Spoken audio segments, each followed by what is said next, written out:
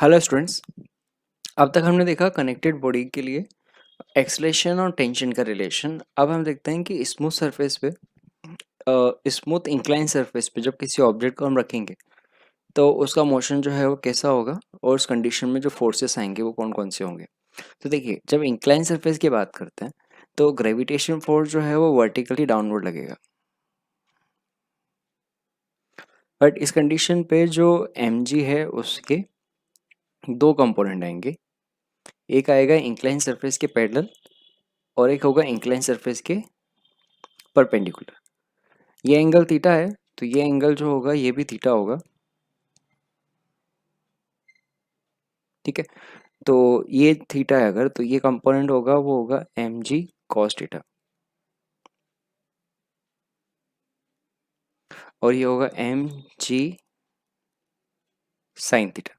तो देखिए, इस कंडीशन में हम देखेंगे तो जो एम जी कॉस थीटा है वो सरफेस के परपेंडिकुलर है, जो सरफेस को पुश कर रहा है, तो इसकी वजह से नॉर्मल फोर्स आएगा वो आएगा एन, ठीक है। तो यहाँ पे जब हम सरफेस के परपेंडिकुलर बात करेंगे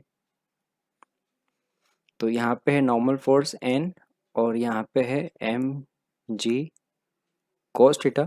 इस डायरेक्शन में कोई भी एक्सलेशन नहीं हो रहा है तो ये फोर्स जो है वो बैलेंस रहेंगे। और यहाँ पर है एम जी साइन थीटा और जो एम जी साइन थीटा है इस कंडीशन पे ये अनबैलेंस फोर्स है। तो एक तो रिलेशन हमें यहाँ से मिलेगा, वो मिलेगा N is equal to M G cos theta, यानी इंक्लाइन सरफेस पे जो ब्लॉक की वजह से फोर्स होगा वो होगा एम जी कॉस थीटा। देखिए, नॉर्मल कंडीशन पे जब हम प्लेन सरफेस पे किसी ऑब्जेक्ट को रखते हैं, ठीक है, तो उस कंडीशन पे जो नॉर्मल फोर्स होता है वो होता है एम जी के बराबर।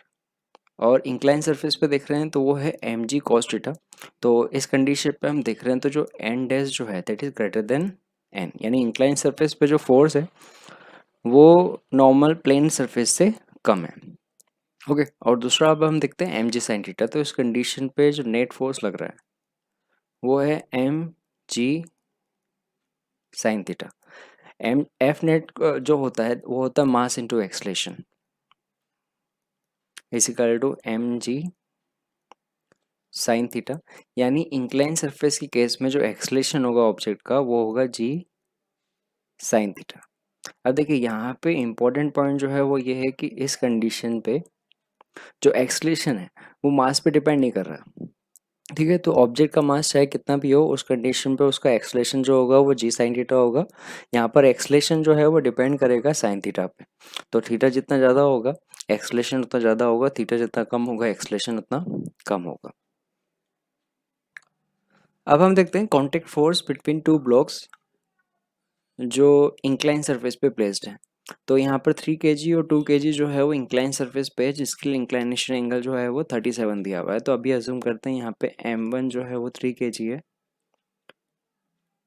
m2 मान लेते हैं 2 kg को, और थीटा जो है वो है 37 डिग्री, ठीक है। तो इस कंडीशन पे हम क्या करते हैं, सिस्टम अज्यूम कर लेते हैं दोनों को, ठीक है। तो उस कंडीशन पे जो इस पर टोटल नेट फोर्स होगा, है ना, वो 3 + 2 5 kg की वजह से होगा, यानी m1 + m2 की वजह से होगा। तो हम कंसिडर कर सकते हैं कि एक ब्लॉक जो है वो इंक्लाइन सरफेस पे रखा हुआ है जिसका मास जो है वो m1 + m2 है, ठीक है। तो इस कंडीशन पे हमें एक्सलेशन पूछा है, तो एक्सलेशन देखो होगा यहाँ पे नीचे की तरफ फोर्स लगेगा, वो लगेगा m1 + m2 जी साइन थीटा, है ना। तो इस कंडीशन पे यहाँ पे जो एक्सलेशन आएगा वो आएगा net force upon mass of system. तो नेट फोर्स जो है वो है m1 + m2 जी साइन थीटा, और सिस्टम का मास है वो भी m1 + m2 है। तो इस कंडीशन पे एक्सलेशन जो है वो जी साइन थीटा आ रहा है, यानी दोनों ऑब्जेक्ट का जो एक्सलेशन है वो सेम होगा, वो होगा जी साइन थीटा। वैल्यू निकालनी है तो हम निकाल लेते हैं, जी की वैल्यू 10 और साइन 37। साइन 37 जो होता है वो होता है 3/5, इसका मतलब ये आ जाएगा 6 मीटर पर सेकेंड स्क्वायर, यानी दोनों ब्लॉक का एक्सलेशन जो होगा वो सेम होगा। अब हम देखते हैं कि यहाँ पर इन दोनों के बीच में कॉन्टैक्ट फोर्स कितना होगा। तो कांटेक्ट फोर्स निकालने के लिए हम जो पीछे वाला ब्लॉक है 2 kg यानी M2, इसका फ्री बॉडी डायग्राम देखते हैं। ठीक है, M2। तो M2 पे अगर अज्यूम करते हैं कि नॉर्मल फोर्स जो है वो N लग रहा है ना, दोनों ब्लॉक पे फोर्स लगेगा। तो नॉर्मल फोर्स दोनों के बीच में अगर N है तो N जो है वो नीचे की तरफ, सॉरी M2 पे ऊपर की तरफ, इस पे नीचे ग्रेविटी की वजह से फोर्स लगेगा M2G साइन थीटा, और उसका एक्सलेशन होगा A। तो अगर इस ब्लॉक पे हम इक्वेशन लिखेंगे तो हम क्या लिखेंगे, net force equal to mass into acceleration, और इंक्लाइन सरफेस की डायरेक्शन पे जो नेट फोर्स होगा वो होगा M2G sine theta minus N is equal to M2A। देखिए एक्सलेशन हमने निकाला, एक्सलेशन आया था G साइन थीटा के बराबर, तो ये हो जाएगा M2G sine theta minus N is equal to M2G sine theta. यानी इस कंडीशन में नॉर्मल फोर्स जो है वो ज़ीरो मिल रहा है। तो इसका मतलब क्या, कि जब दो ब्लॉक जो एक दूसरे के कांटेक्ट में, अगर इंक्लाइन सरफेस में फ्री कंडीशन के अंदर है ना, इस पे और कोई फोर्स नहीं लगाया हुआ है, अगर मोशन कर रहे हैं तो इस कंडीशन पे दोनों ब्लॉक के बीच में जो कांटेक्ट फोर्स होगा वो ज़ीरो होगा, और उनका एक्सलेशन जो होगा वो जी साइन थीटा के बराबर होगा। ओके। हाँ, अगर इस कंडीशन पे हम कोई और एक्स्ट्रा फोर्स लगाएंगे तो कांटेक्ट फोर्स आएगा, बट अगर कोई एक्स्ट्रा फोर्स नहीं है तो उस कंडीशन में कांटेक्ट फोर्स ज़ीरो होगा दोनों के बीच। तो आप देखते हैं नेक्स्ट एग्जांपल, इसमें हम जो फोर्स वाली कंडीशन उसे भी इंक्लूड करते हैं। तो यहाँ पे हमें बोला हुआ है कि find out contact force between 2 kg and 3 kg block placed on incline surface on figure. तो यहाँ पे हमने इंक्लाइन सरफेस जो है वहाँ पर दो ब्लॉक रखे हुए हैं 2 and 3 kg, और 20 न्यूटन फोर्स जो है उस पर लग रहा है इंक्लाइन सरफेस पे ऊपर की तरफ। ठीक है, तो और इंक्लाइनेशन एंगल जो है वो 37 है। तो अब देखिए ये जो कंप्लीट 2 kg और 3 kg है उसको हम एक सिस्टम मान लेते हैं। जब हम एक्सलेशन निकाल रहे हैं तो उनको दोनों एक दूसरे को एक सिंगल ब्लॉक मान सकते हैं, तो हम इस तरीके से देखेंगे 5 kg। ठीक है, इस कंडीशन पे यहाँ पर नीचे की तरफ फोर्स लगेगा ग्रेविटी की वजह से, है ना, वो लगेगा mg साइन थीटा, यानी कि 5g साइन 37। ठीक है, तो इस ब्लॉक पे जो नेट फोर्स आएगा, ठीक है, यहाँ पर ऊपर की तरफ जो है वो है 20 न्यूटन। ठीक है, और नीचे की तरफ जो है वो है 5g साइन 37। तो ये कितना हो जाएगा, 5g की वैल्यू 10 और साइन 37 होता है वो होता है 3/5।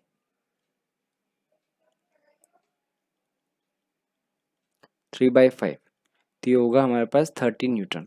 यानी नीचे की तरफ जो फोर्स है वो है 30 न्यूटन, और ऊपर की तरफ जो है वो है 20 न्यूटन। तो इस कंडीशन पे जो नेट फोर्स आएगा वो होगा 30 माइनस 20 यानी 10 न्यूटन। ठीक है, तो एक्सलेशन जो है यहाँ पे आएगा, एक्सलेशन वो होगा net force upon mass of system, यानी 10/5 यानी 2 मीटर पर सेकेंड स्क्वायर। ठीक है, तो ये पूरा सिस्टम अगर हम देखेंगे तो पूरा सिस्टम जो है वो नीचे की तरफ एक्सलेट होगा, वो होगा 2 मीटर पर सेकेंड स्क्वायर की एक्सलेशन से। ठीक है, अब हम देखते हैं कांटेक्ट फोर्स। तो देखिए कांटेक्ट फोर्स निकालने के लिए हम एक काम करते हैं, जो पीछे वाला ब्लॉक है 3 kg, उससे हम सिस्टम कंसिडर करते हैं। ठीक है, ये है हमारे पास 3 kg ब्लॉक। तो अब देखते हैं कि 3 kg ब्लॉक जो है उस पर कौन कौन से फोर्स लग रहे हैं। तो अज्यूम करते हैं इस पे कांटेक्ट फोर्स, तो कांटेक्ट फोर्स इसकी सरफेस पे इस तरफ लगेगा, है ना। बताया था कि जो कांटेक्ट फोर्स होता है वो हमेशा सरफेस को पुशिंग सेंस में लगेगा। तो इसको पुश करते हुए एन जो है वो इधर लग रहा है। इस पे ग्रेविटी फोर्स लगेगा, वो लगेगा mg साइन थीटा यानी 3g साइन 37, और उसका एक्सलेशन हमने देखा वो है 2 मीटर पर सेकेंड स्क्वायर। ठीक है, तो 3g साइन 37, है ना, तो ये हो जाएगा 3g की वैल्यू 10 साइन 37 3/5। ठीक है, तो ये हो जाएगा 18 न्यूटन। तो ग्रेविटी की वजह से फोर्स जो नीचे की तरफ लग रहा है वो 18 न्यूटन है। ठीक है, तो अब हम इस पे इक्वेशन लिख लेते हैं। ठीक है, इक्वेशन जो होगी वो इस तरीके से बनेगी, और net force is equal to mass into acceleration. तो नेट फोर्स जो है नीचे की तरफ 18 है, ऊपर की तरफ नॉर्मल फोर्स n है, तो ये हो जाएगा 18 minus n is equal to mass into acceleration, यानी 18 minus n is equal to 3 into 2, यानी नॉर्मल फोर्स आएगा n is equal to 18 minus 6 यानी 12 न्यूटन। यानी इस कंडीशन में जो दोनों ब्लॉक है उनके बीच में कॉन्टैक्ट फोर्स जो है वो 12 न्यूटन आएगा। इंक्लाइन सरफेस के बाद हम डिस्कस करते हैं पुली ब्लॉक सिस्टम पे। देखिए, ये जो पुली ब्लॉक सिस्टम है ये इस तरीके का एक कोई पुली है जिसके थ्रू है ना एक स्ट्रिंग जो है वो पास हो रही है। स्ट्रिंग का एक एंड जो है वो M1 से कनेक्टेड है और दूसरा एंड जो है वो M2 से कनेक्टेड है। ठीक है, और ये पूरी स्ट्रिंग जो है वो इस पुली से पास हो रही है। अब देखिए, अभी हम जब देखेंगे तो पुली जो है ना, इसका मास जो होगा पुली का मास वो नेग्लिजिबल होगा और ये फ्रिक्शनलेस होगी। देखिए, ये अजम्पशन क्यों लिए जाते हैं कि अगर ये अजम्पशन नहीं होगा तो इस कंडीशन पे स्ट्रिंग के दोनों जो पुली के दोनों एंड पे अगर देखेंगे तो यहाँ पर जो टेंशन है वो अलग अलग हो जाएंगे। पर अगर हमारे पास पुली जो है वो नेग्लिजिबल मास की दी हुई है और उसका फ्रिक्शन जो है वो नहीं दिया हुआ है, मतलब फ्रिक्शन कंसिडर नहीं करना, तो उस कंडीशन पे दोनों एंड पे जो टेंशन होगा पुली के वो सेम होगा। ठीक है, तो अब हम देखते हैं कि इस कंडीशन पे जो ये जो दो मासेस हैं इनके एक्सलेशन जो है वो क्या होंगे और जो स्ट्रिंग के अंदर टेंशन है उसका रिलेशन क्या होगा। तो इन दोनों के बीच रिलेशन निकालने के लिए हम एज्यूम करते हैं कि M1 जो है that is greater then M2। तो अगर M1 is greater then M2 दिया हुआ है तो इसकी वजह से होगा क्या, M1 जो है वो नीचे की तरफ जाएगा। तो एज्यूम करते हैं कि इसका एक्सलेशन जो है वो A है। अब देखिए, स्ट्रिंग जो है उसकी लेंथ कांस्टेंट है, तो अगर M1 जो है वो नीचे की तरफ जाएगा तो जो M2 होगा वो ऊपर की तरफ जाएगा और दोनों का एक्सलेशन जो है वो सेम होगा क्योंकि स्ट्रिंग की लेंथ जो है वो कांस्टेंट है। ठीक है, तो अब हम M1 और M2 जो है उनके फ्री बॉडी डायग्राम देखते हैं। देखिए, यहाँ पर अगर M1 के लिए फ्री बॉडी डायग्राम देखें तो देखिए M1 पे एक फोर्स जो लगेगा वो ग्रेविटी फोर्स लगेगा जो लगेगा नीचे की तरफ M1G, और ऊपर की तरफ लगेगा टेंशन फोर्स, और इन दोनों का रिजल्टेंट जो है वो नीचे की तरफ आएगा जिसकी वजह से एक्सलेशन नीचे की तरफ होगा A। वैसे हम M2 पे देखें तो इस पे नीचे की तरफ लगेगा M2G, ऊपर की तरफ टेंशन T, और नेट जो एक्सलेशन है इसका वो ऊपर की तरफ है। तो फर्स्ट ब्लॉक के लिए अगर हम इक्वेशन लिखें तो इक्वेशन क्या होगी, वो इक्वेशन होगी, देखिए यहाँ पे M1G ज़्यादा है तो M1G minus T is equal to mass into acceleration यानी M1A। ये हमारे पास फर्स्ट इक्वेशन है। ठीक है, सेम इक्वेशन जो है वो सेकेंड ब्लॉक पे लिखते हैं। तो यहाँ पे टेंशन फोर्स ज़्यादा है क्योंकि एक्सलेशन उसकी डायरेक्शन में हो रहा है, तो हम लिखेंगे T minus M2G is equal to M2 into A। ये हमारे पास सेकेंड इक्वेशन है। ठीक है, अब देखिए ये जो दो इक्वेशन है इसको हम सॉल्व करके टेंशन और एक्सलेशन का रिलेशन निकाल सकते हैं। तो सबसे पहले फाइंड करते हैं एक्सलेशन, है ना। तो देखिए एक्सलेशन के लिए काम करते हैं, इक्वेशन 1 और 2 दोनों को ऐड कर देते हैं। यहाँ पर t जो है वो प्लस है और यहाँ पे t माइनस है, तो ये कैंसिल आउट हो जाएगा, तो रिलेशन हमें मिलेगा M1G plus M2G is equal to, sorry ये माइनस आएगा, M2 माइनस में है ना, तो minus M2G is equal to M1A plus M2 है। ठीक है, तो यहाँ से रिलेशन आएगा वो आएगा M1 plus M2 into A, और यहाँ आएगा M1 माइनस M2 इंटू जी। तो यहाँ से हमारे पास एक्सलेशन का रिलेशन आ जाएगा M1 minus M2 upon M1 plus M2 into g. ये होता है एक्सलेशन का रिलेशन। तो पुली ब्लॉक कंडीशन में जब ब्लॉक का एक्सलेशन देखेंगे वो दोनों मास पे डिपेंड करेगा और वो होगा M1 minus M2 upon M1 plus M2 into g. यहाँ से तो अभी हमने एक्सलेशन निकाला है। अब हम यहाँ पे देखते हैं टेंशन, कि स्ट्रिंग के अंदर जो टेंशन है वो कितना होगा। तो देखिए टेंशन के लिए हम क्या कर सकते हैं, किसी भी इक्वेशन में फर्स्ट या सेकंड इक्वेशन में जो एक्सलेशन है उसकी वैल्यू रख सकते हैं। जैसे हम सेकंड इक्वेशन में रखें तो टी का रिलेशन आएगा T is equal to m2g minus m2a। ठीक है, m2 यहाँ से कॉमन आएगा, ये आएगा g माइनस a और a का रिलेशन हम यहाँ से रख देते हैं, है ना। तो ये होगा m1 minus m2 upon m1 plus m2g, है ना, g भी कॉमन आ रहा है, ये होगा m2 1 minus m1 upon m1 plus m2 और ये g बाहर लिया हमने। ठीक है, तो अब इसको सॉल्व कर लेते हैं। m1 plus m2 minus m1 plus m2 upon m1 plus m2 into g. ठीक है, तो देखिए यहाँ से m1 की टर्म जो है वो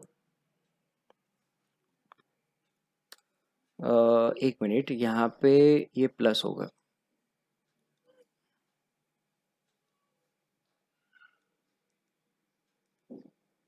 ठीक है, तो यहाँ पे m2 की जो टर्म है वो कैंसिल आउट हो जाएगी, ये आएगा 2m, तो यहाँ पे रिलेशन मिलेगा 2m1 m2 upon m1 plus m2 into g. ये हमारे पास आएगा टेंशन का रिलेशन। तो ये दो रिलेशन जो है वो हमें डायरेक्ट भी याद होनी चाहिए, एक्सलेशन का रिलेशन और टेंशन का रिलेशन। तो टेंशन का रिलेशन इस केस में आएगा, वो आएगा 2m1 m2 upon m1 plus m2 into जी।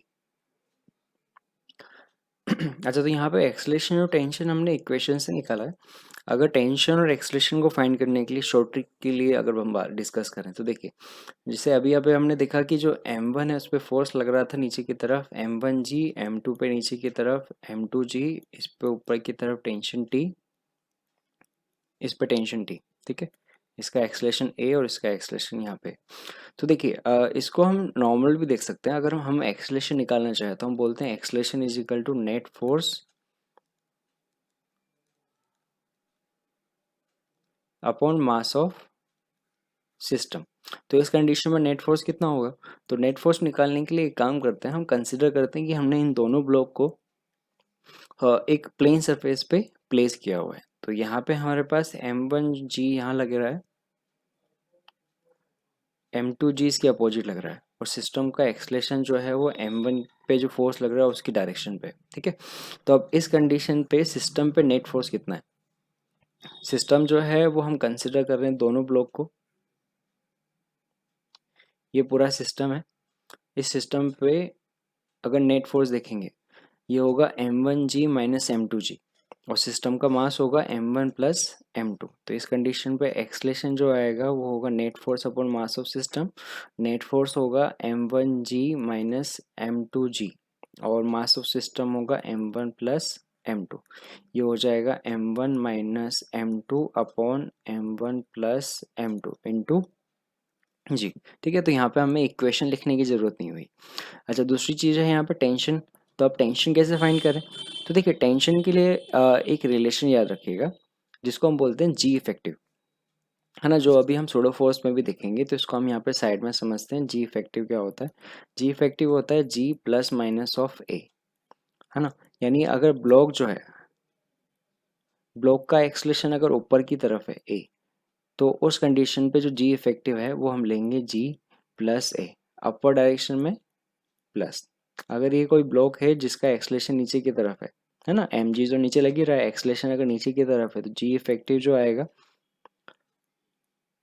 वो आएगा जी माइनस ए। ठीक है, इसको हम अभी डिटेल में आगे भी समझेंगे, बट अभी शॉर्ट ट्रिक के लिए इसे अभी यहाँ हम समझ लेते हैं।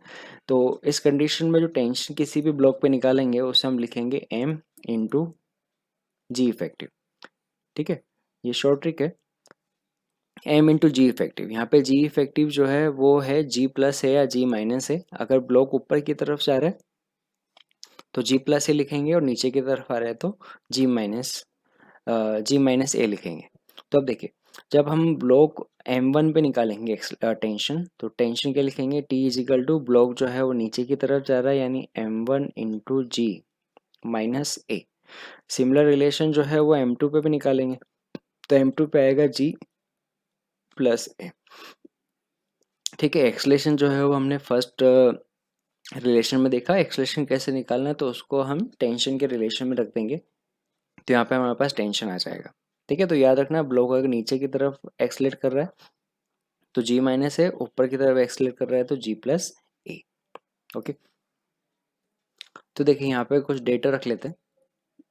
हम अज्यूम करते हैं कि यहाँ पे M1 जो है वो 20 kg और M2 जो है वो 10 kg है, तो फाइंड कीजिए इस कंडीशन में एक्सलेशन और टेंशन जो है वो कितना होगा। तो एक्सलेशन का रिलेशन होगा net force upon mass of system. यहाँ पे नीचे की तरफ है M1G और यहाँ पे M2G, तो नेट फोर्स होगा M1 minus M2 upon M1 plus M2 into G। ठीक है, तो एक्सलेशन का रिलेशन यहाँ से आ जाएगा, ये होगा 20 माइनस 10 अपॉन 20 प्लस 10 इंटू जी की वैल्यू जो है वो हम 10 रख देते हैं। तो यहाँ पे हमारे पास एक्सलेशन जो है वो आ जाएगा 10 अपॉन 30 इंटू 10। ठीक है, तो ये हो जाएगा 10/3 मीटर पर सेकेंड स्क्वायर। ठीक है, तो यहाँ पे इसका जो एक्सलेशन है वो आएगा 10/3 मीटर पर सेकेंड स्क्वायर। अब हम देखते हैं टेंशन। तो देखिए टेंशन जो है वो दोनों में से किसी भी ब्लॉक पे निकाल सकते हैं। जैसे हम अगर अगर निकालते हैं M1 पे, तो हम लिखेंगे M1 G माइनस ए। ठीक है, तो ये होगा M1 हमें दिया हुआ है 20। ठीक है, G जो है वो 10 माइनस ए की वैल्यू 10/3, तो ये हो जाएगा 20 इंटू 20/3, यानी टेंशन आएगा वो आएगा 400/3 न्यूटन। देखिए अगर यही सेम टेंशन अगर मैं M2 पे निकालो तो उसका आंसर भी सेम आना चाहिए, तो T आएगा यहाँ पे M2G प्लस ए, है ना। इस कंडीशन में जो M2 है ऊपर की तरफ एक्सलेट कर रहा है तो G प्लस ए लिखा जाएगा। M2 जो है वो 10 है, G की वैल्यू 10, ए की वैल्यू जो है वो है 10/3, तो ये होगा 10 इंटू 40/3, यानी जो टेंशन है वो अगेन आ रहा है सेम 400/3 न्यूटन। ओके, तो अब देखते हैं नेक्स्ट रिलेशन। इस रिलेशन में थोड़ा चेंज किया है, यहाँ पर हमने दो ब्लॉक यूज़ किए। तो इस कंडीशन पे यहाँ पर जो टेंशन है ये T1, तो यहाँ पर भी T1 होगा। ये वाली स्ट्रिंग अलग है तो यहाँ पे टेंशन अलग होगा, जिसको हम बोल रहे हैं T2। ठीक है, यहाँ पे लेफ्ट साइड देखें तो मास जो है वो ज़्यादा है, तो इसका एक्सलेशन, ब्लॉक का एक्सलेशन नीचे होगा और इसका एक्सलेशन ऊपर होगा। ठीक है, तो अब हमें इस कंडीशन पे पूछा है कि जो ब्लॉक्स हैं उनका एक्सलेशन कितना होगा और जो स्ट्रिंग्स हैं उनके अंदर टेंशन कितना होगा। तो देखिए यहाँ पे सिंप्लिसिटी के लिए हम एक काम करते हैं, यहाँ पर जो दो ब्लॉक हैं उन दोनों को एक सिस्टम मान लेते हैं। तो यहाँ पे हमारे पास ये जो ब्लॉक होगा इसका मास होगा 4 kg और ये होगा 6 kg। तो अब ये वाला क्वेश्चन जो है वो हमारे पास पहला जैसे बन गया, जैसे पहले हमने देखा था, इसका एक्सलेशन नीचे इसका ऊपर। तो इस कंडीशन पे जो एक्सलेशन आएगा वो होगा net force upon mass of system, यानी इस कंडीशन में M2 ज़्यादा है, मतलब लेफ्ट साइड अगर ज़्यादा है तो हम लिख सकते हैं M2 minus M1 upon M1 plus M2 into g. ठीक है, M2 जो है वो 6 kg वाला है, 6 माइनस 4/6 प्लस 4 इंटू 10, तो ये आया 6 माइनस 4 मतलब 2 अपॉन 10 इंटू 10, यानी इस कंडीशन में हमारे पास एक्सलेशन जो है वो मिल रहा है 2 मीटर पर सेकेंड स्क्वायर, यानी पूरा सिस्टम जो है वो 2 मीटर पर सेकेंड स्क्वायर से एक्सलेट होगा। 6 kg 2 मीटर पर सेकेंड से नीचे आएगा और 1 और 3 kg जो है वो 2 मीटर पर सेकेंड स्क्वायर के एक्सलेशन से ऊपर जाएंगे। ठीक है, अब हम देखते हैं T1 और T2 के रिलेशन। तो देखिए जैसे आपको शॉर्ट ट्रिक में बताया था, तो अगर हम T1 निकालना चाहें तो T1 जो है वो 6 kg पे इजीली निकाल सकते हैं। ठीक है, तो इस पे जो टेंशन है ऊपर लग रहा है और नीचे की तरफ लग रहा है वो है 6G और एक्सलेशन ऊपर की तरफ है। ठीक है, तो इस कंडीशन में टेंशन आएगा वो आएगा T=mg प्लस ए, ऊपर की तरफ एक्सलेशन और सॉरी नीचे की तरफ एक्सलेशन है इसमें, ये आएगा G माइनस ए। तो T1 का रिलेशन आएगा T1 इज इक्वल टू मास है 6 kg और g की वैल्यू 10 और एक्सलेशन जो है वो 2, तो ये हो जाएगा 6 इंटू 8, 48 न्यूटन। तो इस कंडीशन में जो टेंशन होगा वो होगा 48 न्यूटन। ठीक है, अब हम निकालते हैं T2 की वैल्यू। तो देखिए T2 के लिए हम एक काम करते हैं, जो 1 kg है उसको देखते हैं। ठीक है, 1 kg पे ऊपर की तरफ जो है वो T2 लग रहा है और नीचे की तरफ जो है वो इस पे mg लगेगा, m की वैल्यू 1 है। तो उस कंडीशन में T2 जो है, अब देखिए इसका एक्सलेशन जो है वो अपवर्ड डायरेक्शन में, तो T2 को हम लिख सकते हैं m g plus a, m की वैल्यू 1, g की वैल्यू 10, एक्सलेशन की वैल्यू 2, यानी T2 जो है वो इस कंडीशन पे हमें मिलेगा 12 न्यूटन। ओके।